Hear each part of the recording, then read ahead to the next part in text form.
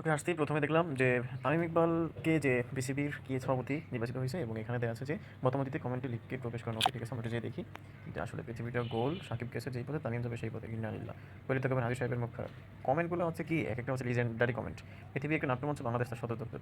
মানে লোকজন এখন এরকমভাবে কমেন্ট করে যে মানুষ এখন বুঝতে সমস্যা যায়। ওকে, যে দেখি আমরা একটু ভোটের যে আপনি কি তামিম ইকবাল বিসিবি সভাপতি হয়ে আপনি সন্তুষ্ট? এখানে আমি কোনটা দিব সেটা বুঝতেছি না।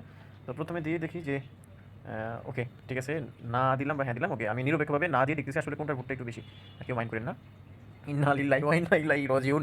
আসলে কাহিনীটা হচ্ছে ১৬,১১১৪টা ভোট পড়ছে, মানে ৯৪% অলরেডি ভোট পড়েছে, আর ১,০০০ ভোট পড়ছে হ্যাঁ। মানে কাহিনীটা কোথায় যায় ঠেকে গেছে।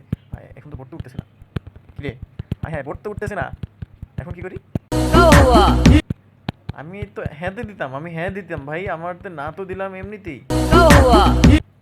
এখন এই নাটা আমি কিভাবে উঠাবো? কি হায় হায়, কাম সারছে রে। হায় হায়, উঠানো দেবো না, শেষ।